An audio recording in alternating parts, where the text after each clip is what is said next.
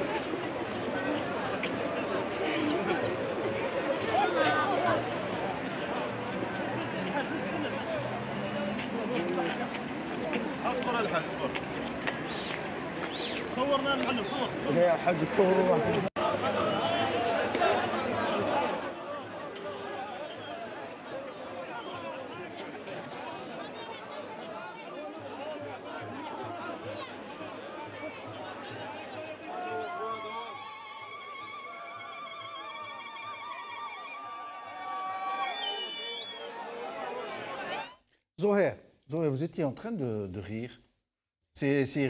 Moi, j'ai presque honte. Oui, c'est un rire nerveux. C'est un rire nerveux parce deviné. Que entre cette banderole et Mawashi, et entre cette banderole et les images qu'ils ont diffusées. Qui sont derrière vous, des gens qui se précipitent. C'est un peu comme des troupeaux qui vont à l'abattoir. Mais Oui. soit la différence qu'ils y vont de leur plein gré. Oui. Alors, c'est des citoyens algériens Oui. qui ont été conviés par un parti politique, le FLN. Oui. Moi, ce que j'ai vu, surtout aujourd'hui dans les images, c'est un regroupement de ces vieilles figures honnies que les Algériens vomissent et qu'on a subitement retrouvées à l'image aujourd'hui devant le secrétaire général ou provisoire, je ne sais pas comment il se nomme, du FLN, qui est venu nous annoncer que le candidat du FLN était Abdelaziz Bouteflika. Ce que j'ai vu aussi, c'est des portraits de Abdelaziz Bouteflika qui ne représentent plus l'état actuel de Abdelaziz Bouteflika. Donc nous avons là une somme de contre-vérités, de choses fausses. C'est un ramassis de fausses choses qu'on nous a servi aujourd'hui, y compris l'annonce elle-même. L'annonce de la candidature au titre du FLN de Abdelaziz Bouteflika pour les prochaines élections présidentielles. Donc c'est du faux et usage de faux qui a été servi avec les deniers publics, avec l'argent des Algériens, avec l'argent des citoyens algériens. Et donc là aussi, il y a abus sur les deniers de l'Algérie. Et on dit aux Algériens qu'on n'a plus rien pour financer les produits de première nécessité. On n'a presque plus rien pour payer les fonctionnaires. Mais leur argent est là. L'argent des Algériens, il est dépensé ici. Il est dépensé et on a laissé crever, en zerda. Et on a laissé crever, et je voudrais ici rendre hommage à notre ami décédé, le coordinateur du MDS, Hamid, Allah yarhamah. On l'a laissé crever sans soin, sans prise en charge. Oui.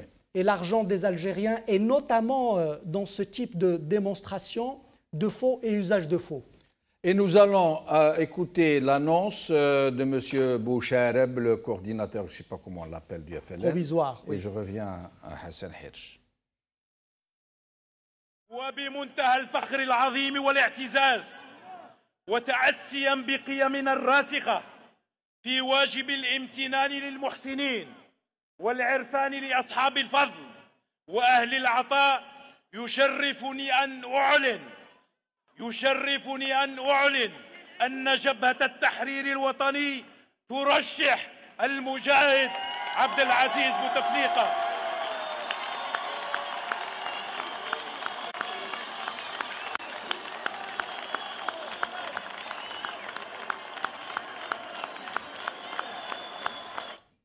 Hassan, voilà le FLN, dans toute la splendeur. Sa splendeur. Toute la mise en scène est là. Mais je voudrais bien revenir 2 secondes sur cette pancarte. Oui. Oui. Évidemment, les choses ne sont jamais anodines, ne sont jamais gratuites. Que la personne ait éventuellement mis ça de façon tendancieuse, peut-être exprès, ou peut-être de façon totalement naïve. En tout cas, le fait est là. C'est-à-dire que nous sommes dans un pays, dans un régime où il y a animalisation des rapports sociaux. Que veut dire animalisation des rapports sociaux? C'est-à-dire tout simplement que c'est la loi du plus fort. C'est-à-dire on est totalement dans la jungle. Et que là, Bouteflika totalement diminué, malade, incapable de réagir, de réfléchir, etc. Alors même que dès sa première désignation en tant que président de la République, il disait qu'il ne voulait pas être un 3/4 de président. Donc on voit très bien la déchéance, la descente aux enfers. Et symboliquement donc, je disais, animalisation des rapports sociaux, parce que précisément, il y a les vautours autour, il y a cet aéropage qui veut absolument maintenir le système, quoi qu'il en coûte à l'Algérie, quoi qu'il en coûte aux Algériens, c'est évidemment totalement gravissime.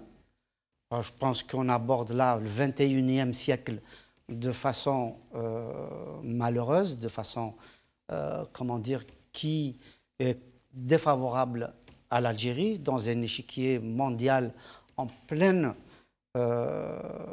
mouvement, en pleine crise.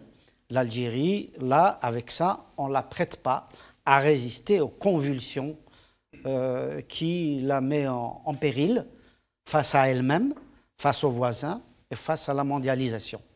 Donc, encore une fois, avec en plus ce discours monocorde du chef du FLN qui dit, si j'ai bien compris, vous me dites si je me trompe, qui dit que le FLN présente Abdelaziz Bouteflika. Officiellement. Voilà, ce qui veut dire que c'est le parti FLN. Ce n'est pas Bouteflika lui-même. Et nous allons y arriver justement sur cet aspect de la question. Je rappelle juste que cette pancarte, الجمعية الوطنية اللي تربيت les مربي المواشي, l'Association nationale pour les éleveurs de bétail, n'est pas de nous, hein, elle est vraiment là dans la salle. Non, mais j'ai bien compris et qu'elle a fait le buzz au niveau des réseaux sociaux. Tout le monde est en train de la mettre sur sa page Facebook. Edir? Par rapport à ce qui se passe et l'annonce officielle par le parti FLN de la candidature de M. Bouteflika, quoi dire de plus? Ce qu'ont dit les camarades ici présents, là, ça prouve tout aussi l'amateurisme de l'encadrement du FLN, de laisser passer des pancartes comme ça. Oui, ça prouve un amateurisme total. Quand je vois sur certains sites de presse où la plupart des personnes invitées au meeting, il y en a certains à qui on a dit c'est une excursion. Il y en a d'autres, on a dit, c'est pour militer dans le cadre d'une association contre lutte contre le cancer. Donc ces gens-là ont été à la limite trompés sur le but de la réunion. Ça, c'est un. Deuxièmement, quand on se présente, ce FLN quand même qui représente, et je parle sous le contrôle amical de mes amis, qui représente quand même quelque chose de mythique dans notre évolution. Et ces gens-là... Ils représentent, vous pensez qu'ils représentent? Non, qu'ils représentent. Je parlais des il a gardé juste le sigle, il ne représente plus rien. Oui, c'est pour arriver, pour vous dire tout simplement qu'ils ont dilapidé tout le capital historique de la révolution mythique au fil des années, au fil des décennies. Ils squattent un sigle qui n'est plus le leur. Tout à fait, ce sigle-là n'est plus le leur et beaucoup de personnalités depuis déjà une bonne vingtaine d'années disent qu'à un moment donné, il faudra que cesse cette comédie-là et de lui redorer son blason et de le remettre... du moins de l'arracher des mains de ces gens. Des mains de ces démagogues et voilà. Et ce que je voulais dire aussi par rapport à ce qu'a dit M. Ali, qui est très important quand il a dit c'est le FLN qui le présente. C'est quelque chose de très pertinent. Oui. C'est très pertinent pour la bonne et unique raison. Il y a eu, de toutes les manières, depuis déjà un semestre, les dispositifs ont été mis en place successivement, avec des événements concernant l'armée, avec un changement au niveau des walis, avec un changement au niveau des chefs de daïra, au niveau des magistrats, tout le dispositif qui s'est clôturé, à mon sens, lors des dernières sénatoriales fin décembre. Donc le dispositif a été fait. Moi, je pense que tous les Algériens savent que M. le Président de la République, M. Bouteflika, est dans l'incapacité d'exercer sa fonction présidentielle. Et tous les problèmes qu'on a eus depuis cette dernière mandature, finalement, ne se résument qu'à une chose, c'est qu'il n'y a pas eu de pouvoir présidentiel. Il y a eu trop de dysfonctionnements entre l'exécutif et l'Assemblée nationale dans la vie sociale algérienne. Il n'y a plus de pilote dans l'avion, parce que les centres de décision sont multiples. Il y a le centre de la présidence, il y a le centre de l'état-major de l'armée, sans compter la bourgeoisie contrador qui tourne autour de la République et qui est là et qui fait fortune au vu au su de tout le monde et dans des démarches plus ou moins opaques. C'est toutes ces questions-là qu'il faut ramasser. Et bien justement, nous allons parler du pilote dans l'avion et nous allons parler de ces déclarations de gens et d'autres qui déclarent Bouteflika candidat. Nous allons d'abord voir quelques images et nous allons y revenir. Bousculade au FLN, à la coupole.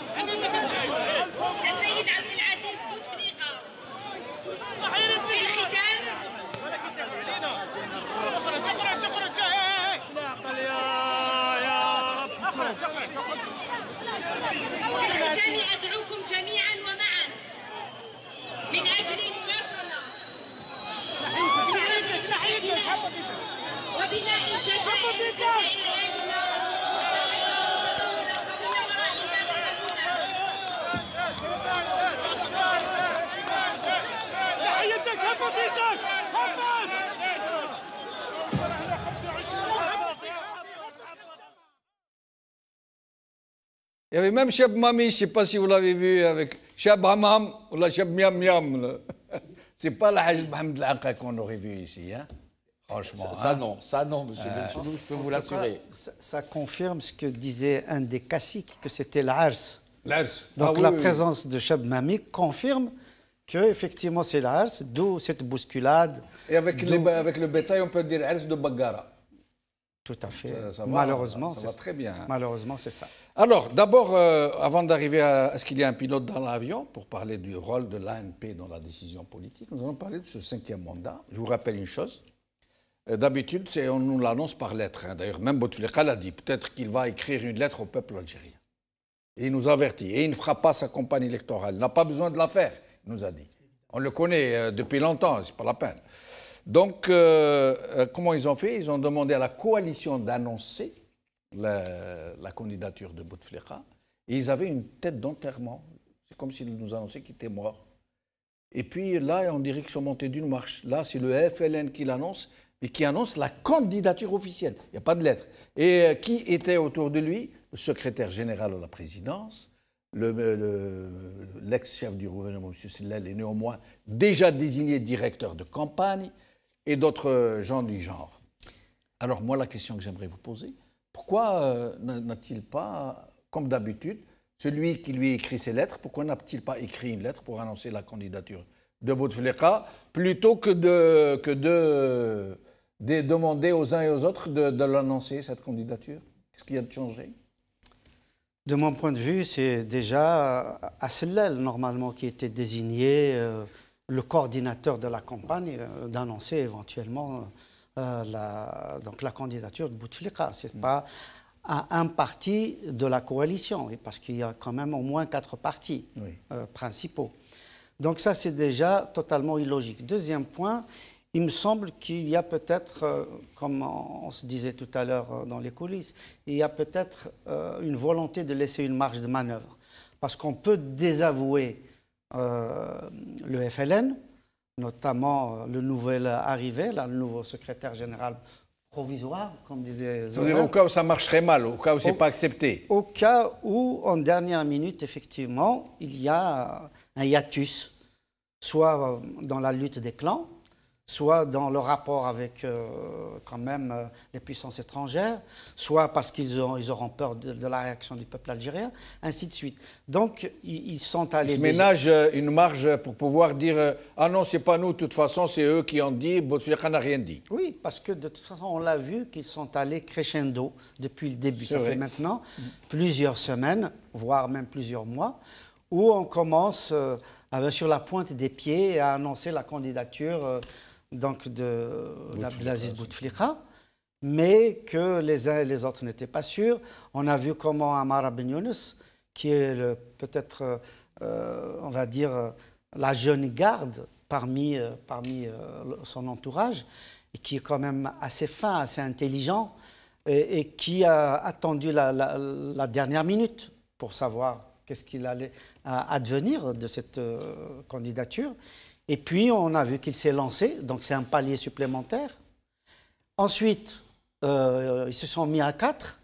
Le syndicat UGT a compris. Oui. Donc, on voit que c'est par palier. Et on se laisse quand même un dernier palier au cas où. Oui, mais Zoher, qu'est-ce qui leur fait peur? Pourquoi n'ont-ils pas annoncé le 5e mandat de façon directe, comme ils ont l'habitude de le faire, par lettre de M. Bouteflika, soi-disant, c'est lui qui l'a écrit? Qu'est-ce qui leur fait peur? Le peuple algérien ou autre chose? Bon, ce qui est clair, c'est que la bousculade, par exemple, qu'on a vue tout à l'heure dans cette salle, elle est assez significative de la débandade généralisée qui existe aujourd'hui au sein de ce système. Et vous avez là une image assez précise, j'allais dire, de ce qui peut se passer en effet miroir de l'autre côté. Ça veut dire qu'ils n'ont pas réussi, on le dit depuis des mois et des mois, qu'ils sont dans une telle situation qu'ils n'arrivent pas à reconstituer le consensus entre eux autour d'une candidature. Et c'est la raison pour laquelle on a entendu parler de plan B, etc. Mais qu'au final, ils n'ont aucune solution de rechange pour eux, si ce n'est de faire le forcing pour imposer ce 5e mandat. Or, les données qui sont en leurs mains, mais qui sont aussi partagées par vous et par d'autres acteurs politiques au fait de la situation, c'est que ce 5e mandat est massivement rejeté par la population et que c'est un casus belli, ça peut être un casus belli dans le pays et on pourrait aller au-devant d'affrontements. Mais Yahya a déjà prévenu, il a dit nous n'accepterons pas de manifestations de rue, oui. Et il a même dit plus que ça, il a dit si jamais il y a des manifestations de rue, nous avons l'habitude de les gérer. Absolument. Et il faisait allusion à octobre 88, où on a géré des manifestations de rue avec des mitrailleuses lourdes et avec des tirs à hauteur de poitrine. Oui, il a été très clair. Oui. Mais déjà, le fait de tenir ce discours est un indice de la panique, effectivement, et de la situation du pays dans laquelle ils vont le mettre avec ce 5e mandat. Et donc, ils savent aussi, par ailleurs, et vous avez des candidats, dont un candidat, qui dit aussi « je vais y aller quoi qu'il arrive, de toute façon, et je ne me laisserai pas faire ». Donc, vous avez là les ingrédients d'une confrontation à venir qui s'annonce s'ils vont jusqu'au bout de cette idée de 5e mandat.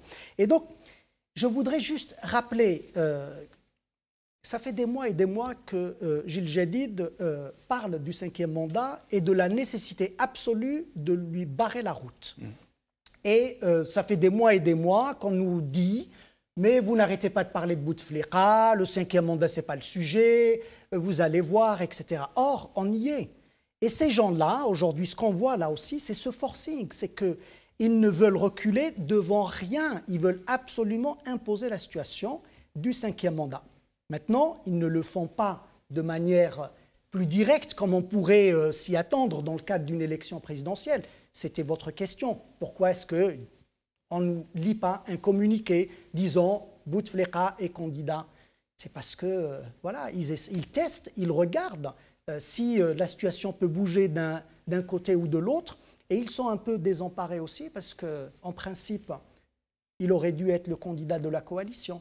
Or, la coalition n'est pas là aujourd'hui. C'est le FLN tout seul, face à lui-même, qui veut assumer ce forcing, mais il assumera en conséquence tout ce qui peut se passer comme confrontation sur le terrain. Quand vous dites qu'il veut assumer ce forcing, ça veut dire que vous pensez que le FLN a une quelconque marge de manœuvre, il ne fait pas tout simplement ce qu'on lui demande, ce qu'on lui commande de faire. Bien sûr, ces gens-là n'ont jamais pris d'initiative, n'ont d'ailleurs jamais organisé la moindre association, le moindre parti politique. Ce sont des gens qui vivent sur les deniers publics, évidemment, et ils n'ont aucune capacité. Qui disent au fond ce qu'on leur demande de dire ou de faire. Absolument, ils suivent des instructions et des directives qu'on leur donne, bien sûr. Et dire la même question.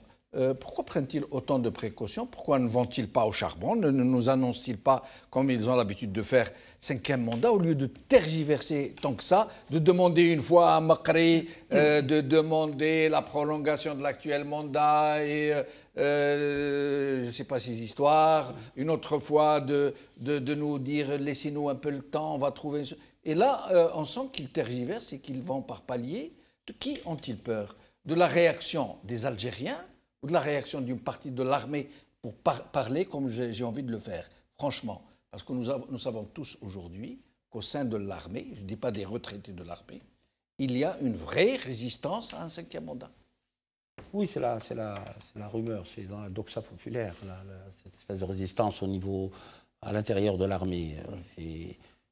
Et paraît-il qu'il y aurait des militaires de grade supérieur qui ont fait entendre leur voix. Oui. Pour revenir moi, je pense que les spin doctors qui sont chargés de mettre en place la candidature du président de la République ont un agenda. Ils l'ont annoncé au niveau de la coalition. Ensuite, c'est le FLN. J'observe aussi, comme l'a souligné Zohair là tout de suite, que, excusez-moi, je ne sais pas qui c'est qui a dit l'ARS, c'est ça? Oui. Quand on fait une fête, on invite nos amis, on invite nos voisins. Or, j'observe tout simplement que M. Sidi Saïd, le directeur général de l'UJDA, est absent. M. Ouyahia, avec la double casquette de premier chef de gouvernement et secrétaire général du RND, n'est pas là. M. Amar Roul n'est pas là. M. Amara Ben Younes n'est pas là. Peut-être parce qu'ils ont voulu inviter que les gens du FLN. N'est pas là. Les FLN, ils sont entre FLN. Oui, non, mais au-delà, mais non. Par contre, il y a Mokhtar Rgik, le directeur du protocole à la présidence. Par contre, parmi les proches de la fratrie Bouteflika. Vous avez parlé du secrétaire général de la présidence de la République, à moins qu'il ne soit militant, membre du comité central ou membre du BP. Je ne vois pas en quelle qualité il assisterait à Non, c'est plutôt lui, Mokhtar Rgik, directeur du protocole, plutôt. Donc à ce niveau-là, je n'ai pas de commentaire à faire, si ce n'est peut-être... voilà, mais vous avez parlé du secrétaire général de la présidence de la République qui aurait été présent. Oui, c'est ce qu'on nous a dit, mais il semble que ce ne soit pas le cas. Parfait, donc on évacue cette question. Par contre, le FLN et les spin doctors du président qui sont chargés d'amener là, ils ont un agenda. Moi, je présume que la lettre va arriver. Ils ne peuvent pas tout mettre là tout de suite sur le marché. Pourquoi ils vont à la par vox palier? populi. Pourquoi ils vont par palier? De qui ils ont peur? Ils ont surtout peur des réactions. Et Zohed l'a dit, Hassan aussi, d'abord de la candidature du général-major Ali Rderi. Ils ont peur aussi, parce qu'il y a des discussions qui se font au niveau politique entre des partis politiques, des personnalités, des groupes d'influence, des gens qui ont une capacité d'influence ou de nuisance selon, pour essayer d'élargir, d'étoffer. Et ce qu'il y a, là où je crains les choses, c'est que je vous l'ai déjà dit sur le plateau, quand M.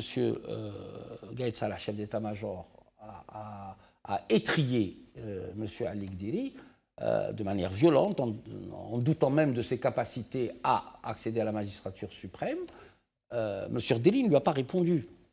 Il s'est présenté. Il s'est présenté, et pour moi, c'est une autre forme de violence qu'il lui a fait subir. Pour moi, il a fait subir un affront au chef d'état-major. Ça, c'est ça. J'osais pas le dire. Vous l'avez dit pour moi, je l'assume avec vous. Ce que je veux dire par ailleurs, c'est que nous allons aller crescendo, les boules puantes vont sortir, sur les uns et les autres, et nous risquons d'avoir une confrontation, et M. Louis a été très doux, violente, et qui peut même hypothéquer l'équilibre de la nation en règle générale. Alors, nous allons voir encore deux extraits d'images l'une après l'autre, avant de passer au sujet de l'armée.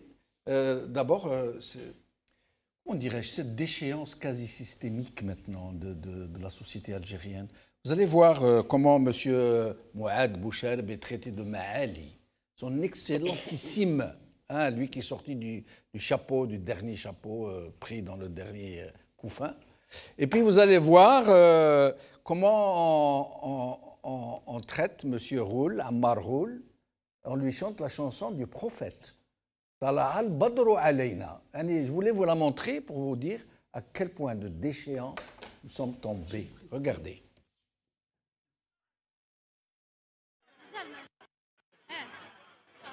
معالي سيد معاذ بوشارب رئيس المجلس الشعبي الوطني منسق هيئة تسيير حزب جبهة التحرير الوطني سيدي ابقى معنا وأدعو كل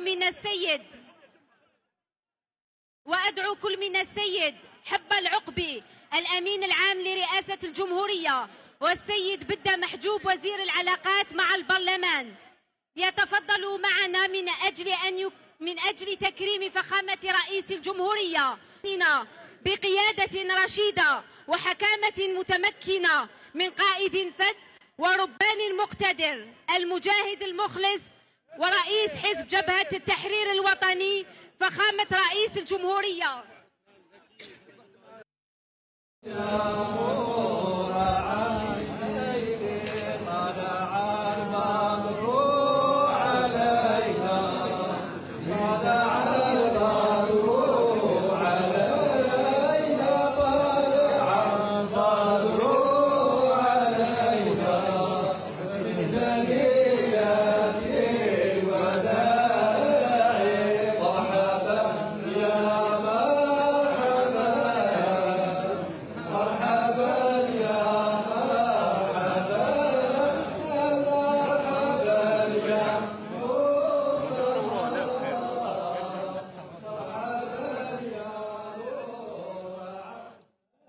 Heureusement que tout le peuple algérien n'est pas ça.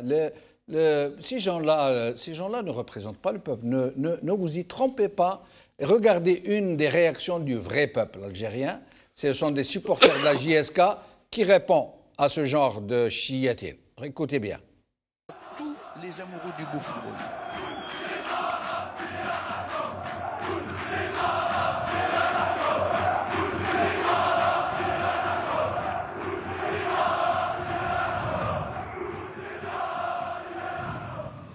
Bouteflika, Rabbi yarhamou. Ne nous fichez pas de j'allais dire un mot.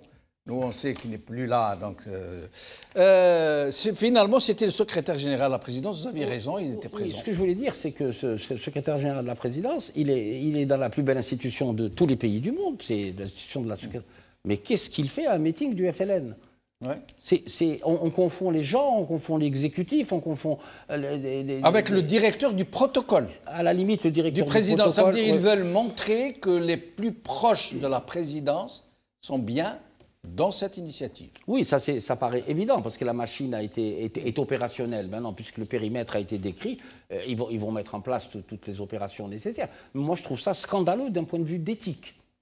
Et l'armée dans tout ça. Tu le sais très bien. Alors, deuxièmement, quand je vois M. Roule, je vais être un peu trivial, je m'excuse auprès des... J'ai l'impression que c'est son mariage. Vous êtes en train de faire la hadli.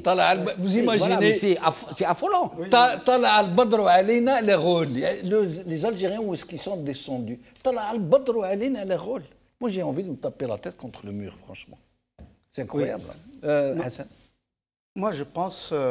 effectivement, c'est lui qui avait parlé de l'Ars, hein. Oui. C'était lui. Ouais. Moi, ce qui me désole là, c'est qu'il souille le burnous ancestral. Ouais. Il ne mérite pas d'avoir le burnous sur ses épaules. Absolument. Ça, c'est une véritable souillure. Le burnous qui, chez les Algériens, est un symbole de pureté, de transmission transgénérationnelle, de valeur,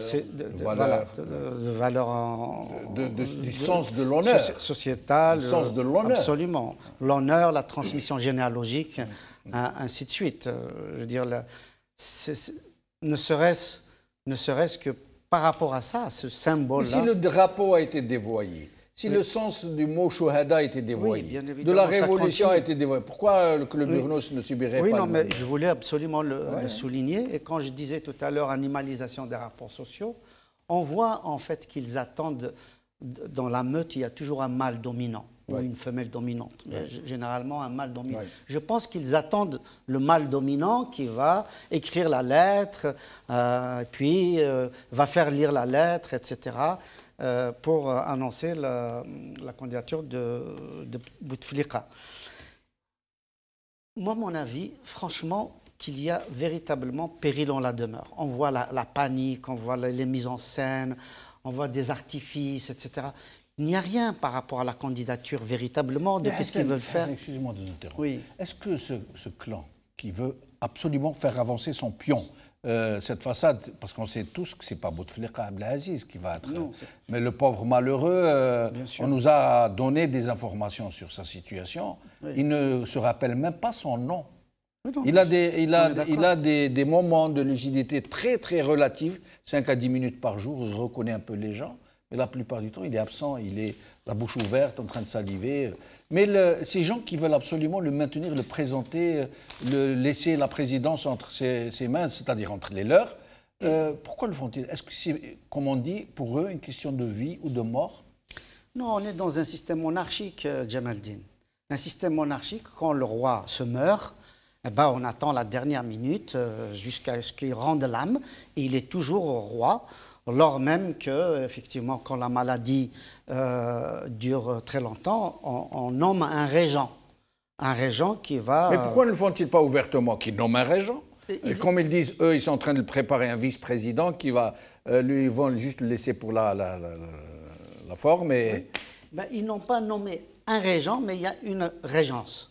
Il y a une régence occulte. Comme je l'ai déjà dit sur ce plateau-là à plusieurs reprises, il y a une main ou des mains invisibles, comme dirait Adam Smith, dans un autre contexte. Donc, ces mains invisibles-là ont intérêt à maintenir Abdelaziz Bouteflika. Ce n'est pas Abdelaziz Bouteflika qui les intéresse. Ce qui les intéresse, c'est continuer la rente, continuer les prébendes, continuer la corruption, continuer effectivement protéger leurs intérêts, protéger les intérêts de leur progéniture, de leur aéropage, de leurs amis, de leur réseau, ainsi de suite. C'est ça qui les intéresse. Ce dont ils ont peur, parce qu'ils ont peur, c'est parce que ceux qui sont en face, que ce soit Soufiane Djilali, que ce soit Ali Rdiri ou d'autres opposants, ils ont peur d'eux, parce qu'ils savent qu'ils peuvent faire le nettoyage, qu'ils peuvent éventuellement revenir à une situation où les corrompus doivent rendre des comptes, où les régents doivent rendre des comptes, où la justice peut-être sera véritablement libérée du joug qu'on lui a imposé et que peut-être ils doivent rendre des comptes, ainsi de suite. Donc on l'a vu dans un certain nombre de pays.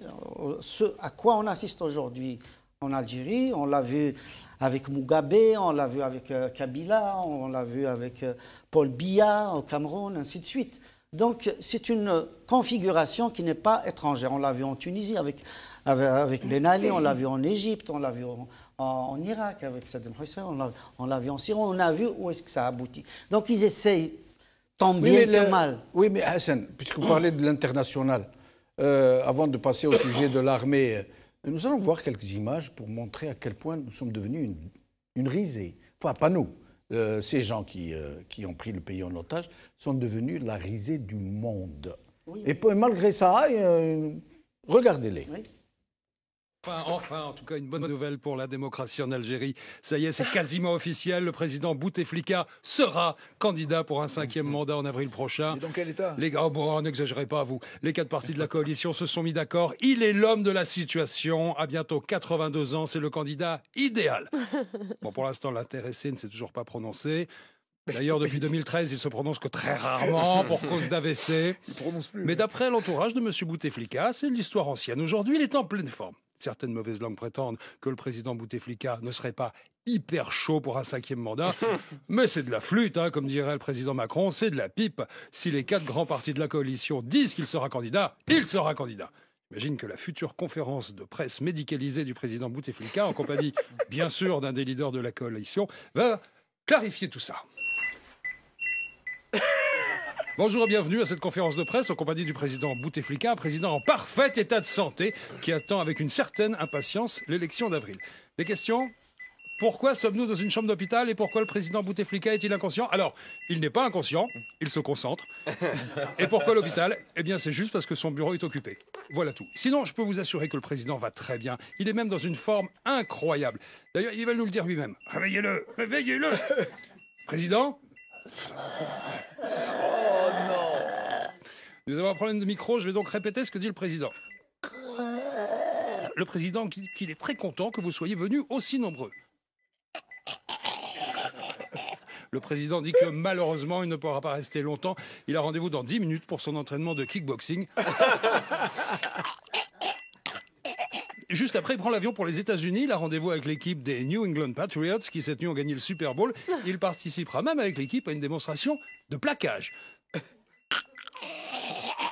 Une visite éclair aux États-Unis, car dès ce soir, le président Bouteflika sera de retour pour son dîner mensuel avec son ami Gérard Collomb. Depuis 70 ans, les deux hommes se retrouvent une fois par mois et forment une paire pour un combat de 4-4.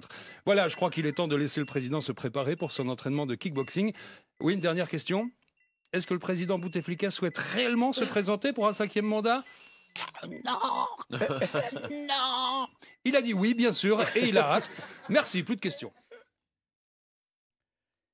Zoé Ruiz. Habituellement, je suis assez sensible à ce type de blague, mais là, je vous avoue que je suis en colère. Oui. Je suis vraiment en colère parce que nous sommes arrivés à une telle situation où nous sommes devenus la risée de tout et de tout le monde et de n'importe qui aussi facilement. Facilement. Comment ces gens-là n'entendent pas déjà ce qui se passe dans le pays?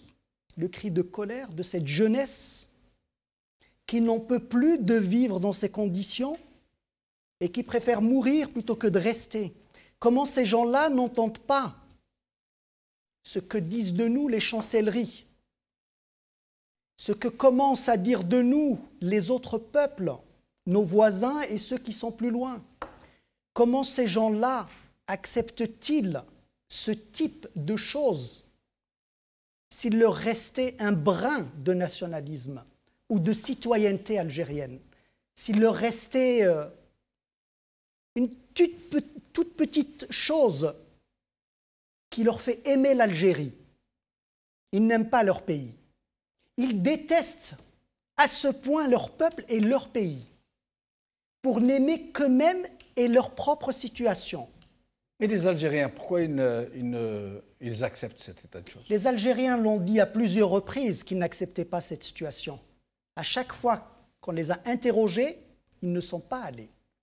Et ils se sont exprimés les dernières élections plus que les autres fois. Non seulement ils ne sont pas allés en masse, mais ils l'ont dit. Ils ont détourné les panneaux de la campagne électorale, vous vous en souvenez? Oui. Des blogueurs se sont donnés à cœur joie de dénoncer cette usurpation. Pourtant, leur parlement est passé, ils siègent en ce moment, évidemment, il est là, on les appelle des députés, des sénateurs. Évidemment, il y a tout un théâtre et un décor. Passé. Ce boycott n'a rien empêché du tout. Absolument, mais il y a eu tout un décor qui est là. Oui. Mais nul n'est dupe, personne n'est dupe. Et là, ce qu'on voit depuis tout à l'heure, c'est le syndicat des usurpateurs, en réalité, qui est là. Hassan? Je voulais juste faire la remarque, ce qu'on vient de voir là sur France Inter, je crois, c'est ça? Je crois, oui. C'est infime par rapport aux Algériens, ce que disent les Algériens. Les Algériens, ils rigolent dans les cafés, dans les chaumières, dans la rue, etc. Il y a énormément de blagues qui sortent sur ce genre de situation totalement cynique. Il y a des dessinateurs comme Aynouch, comme Dilem, comme plein d'autres, etc. Oui, il expose effectivement cet écœurement du peuple algérien. Les Algériens vivent très mal qu'on fasse de l'humour sur leur président, même s'ils ne l'ont pas élu. Par des étrangers. Ils sont comme ça, les Algériens. Ils aiment bien rigoler entre eux. Oui, mais moi, je n'ai pas envie de marcher justement là-dedans. Moi, je fais remarquer seulement que les Algériens sont encore plus sarcastiques. C'est vrai. Que les Algériens sont encore plus critiques, sont encore plus virulents. Il n'y a qu'à voir les caricatures qui sont faites oui, sur ça. Absolument. Ce que je voulais dire, je suis un peu d'accord avec Hassan, mais pas tout à fait. J'ai une petite nuance. Tant que ça se passe chez nous, où tous nos écarts et puis la brillance de nos jeunes dans l'articulation des moqueries et compagnie, je suis entièrement d'accord. Mais quand je vois ce commentateur ou cet humoriste sur France Inter, ça fait un peu mal. C'est pas que ça me fait mal. Moi, je me sens humilié en tant que citoyen. Moi, personnellement, c'est l'inverse. Je suis désolé. Oui, non, mais je termine, Hassan, pardon. Juste ce mot-là. Je me réjouis vraiment qu'enfin, il y ait une réaction, justement, des observateurs étrangers, parce que jouer notre théâtre à huis clos, ça suffit. Non, c'est pas une histoire de c'est ça qui fait le jeu, justement, de ces cyniques, c'est que tout se joue à huis clos. Ouais. Non, ça n'enlève en rien nos qualités respectives d'opposants. Mais je me dis que moi, je me sens humilié en tant que citoyen algérien appartenant à la nation algérienne. Moi, à la limite, ce que l'on peut dire de M. Bouteflika, de le critiquer, moi, j'ai moi-même dit ici, et je le redis ici, pour moi, le 5e mandat, si tant est qu'il y arrive, pose un problème de sécurité nationale pour le pays. Oui, c'est clair. Pose un problème de sécurité nationale pour le pays à terme. Mais moi, si je n'ai pas une relation épidermique quant à la moquerie du citoyen, du journaliste français ou du caricaturiste ou de l'humoriste français, non, c'est en moi que ça se passe. Parce que moi, ma relation avec le président de la République, je suis citoyen algérien, je l'ai, et tout ce que je peux dire et ce que j'ai pu dire sur lui, je l'assume complètement. Il est dans l'incapacité de présider. Comme l'a dit Mohamed Larbi il y a plus d'1 an, où le 5e mandat, c'est une provocation. Moi, ce qui m'inquiète, c'est qu'avec cette élection, avec tous les travers que cela va porter, on risque d'arriver à une explosion. Et c'est ça le danger. Et dernier tour de micro, puisqu'il nous reste que 6 minutes environ, sur le sujet qu'on n'a pas encore abordé. Nous n'aurons que 6 minutes, 2 minutes par invité, pardon. Le rôle de l'armée dans ce 5e mandat et dans la décision politique d'une façon générale, sachant que pour la plupart des Algériens, c'est un sujet tabou. Personne n'en parle, ni la presse, ni les intellectuels, ni les opposants. L'armée, on n'en parle pas, alors que c'est l'armée qui est la principale responsable de tout ce qui se passe. Elle est l'alpha et l'oméga de tout ce qui se passe, en bien ou en mal, si tant est qu'il y a du bien. Oui, par rapport à l'armée, le drame pour nous en tant que citoyens algériens, c'est que l'armée a été créée avant que l'État algérien ne soit créé. Quand l'armée des frontières est arrivée, l'armée des frontières était organisée, elle était armée. C'est pas nous qui sommes ici pour perpétrer le premier coup d'État. Oui, oui. Non, le premier coup d'État, il a été fait de manière un peu violente au Caire en 1957. Déjà, c'était les militaires qui prenaient au détriment des résolutions de la Soumam, des deux primautés. Le problème, c'est que donc l'armée étant organisée, elle s'est accaparée légitimement du pouvoir. La guerre des Wilayets, c'est pas nous, c'est factuel. Les maquis du FFS de 1963, ils étaient à la veille, ils avaient conclu un accord avec le président Belbella pour le multipartisme. Il faut que les gens le sachent aussi. Je parle et puis il y a eu le coup d'État. Oui. Et l'armée a donc possédé, c'est elle qui a été l'ossature principale du pouvoir. Il y a eu la répression de 88. Oui, la répression. Il y a eu le coup d'État de 92. Il y a eu une succession où l'armée, à un moment ou à un autre, a été à la fois pompier et pyromane. Cet équilibre-là, il est incontestable que l'armée est le cœur nodal du pouvoir algérien. Ça, on ne peut pas le nier. Et justement... Et dans le cinquième mandat, il semble que ce ne soit plus le cas, puisque au sein de l'armée, il y a une division. La preuve, la meilleure preuve, on est l'incarcération de 5 généraux, un commandant central de la gendarmerie qui est chassé, le DGSN qui est chassé, le directeur central de la sûreté de l'armée. Qu'il y a de l'eau dans le gaz de l'armée au sujet du cinquième mandat. Maintenant qu'elle ne soit plus homogène par rapport à la séquence historique que nous vivons avec ce cinquième mandat qui apparemment doit unir tous les Algériens pour des choses évidentes. Un cinquième mandat, pourquoi, M. Benchenou? Pour quel projet? Pour quel projet? Pour quel avenir? Et faisons le bilan des 4 mandatures, quand même, un minimum. Oui, je voulais juste, avant de répondre à la question, mais c'est lié. C'est de dire qu'il est plus qu'urgent de se mobiliser contre ce cinquième mandat. Il n'y a plus rien d'autre à faire que de se mobiliser pour que cette forfaiture ne soit pas commise. Et donc, il ne faut certainement pas se démobiliser parce qu'en face, ce syndicat des usurpateurs essaye de faire le forcing. Donc il y a encore à agir. Il y a encore de la marge de manœuvre pour les Algériens à s'impliquer et à agir. Maintenant, concernant votre question, et Idil l'a dit tout à l'heure, et c'est lié, le cinquième mandat pose une question de sécurité nationale à plusieurs égards, mais aussi parce qu'il pose un problème de cohésion au sein de l'armée algérienne. Tout à fait. Et si nous sommes, et c'est la réalité, elle vient d'être décrite, où cette armée, elle est, en tout cas l'état-major, les principaux dirigeants, les principaux responsables de l'ANP sont divisés, c'est parce qu'il y a des velléités d'imposer un cinquième mandat. Et donc, nous avons un problème de sécurité nationale à partir du moment où cette armée est divisée. Maintenant, pour être très au clair, tout le monde sait que l'armée a toujours eu son mot à dire dans la politique. Et j'en tiens pour preuve, c'est qu'elle fait de la politique, et le chef d'état-major, vice-ministre de la Défense, fait de la politique. C'est quand il envoie un message de félicitations au parti du FLN lorsqu'il a élu son secrétaire général, à l'époque, Ammar Saadani. Et puis qui vient de déclarer que c'est l'armée qui sécurisera les élections. Et lorsqu'il nous raconte effectivement qu'elle est là pour sécuriser les élections et non pas pour sécuriser le processus démocratique, absolument. Le processus démocratique, mais plutôt effectivement les résultats en faveur d'eux. Oui. Et donc le lien avec le cinquième mandat, c'est qu'elle fait de la politique. Elle fait de la politique quand elle nous fait un édito contre un candidat à l'élection présidentielle. Absolument. Et contre son chef s'exprime à 2 reprises contre un candidat à l'élection présidentielle. Oui, l'armée, par son chef, Gaït Salah, chef d'état-major et vice-ministre de la Défense, fait de la politique. Il ne sait faire que ça et il ne fait que ça. Or, constitutionnellement, ce n'est pas son rôle. Hassan, le mot de la fin. Je pense que nos 2 invités ont tout à fait raison de revenir en arrière, et particulièrement au niveau historique, comme le disait Idir tout à l'heure. On sait très bien que c'est l'état-major général qui était à Oujda qui a enlevé le pouvoir au GPRA. On sait très bien que c'est l'armée qui a détenu le pouvoir depuis l'indépendance à ce jour, même s'il y a eu des convulsions, des soubresauts. Vous les avez cités, je ne reviendrai pas là-dessus.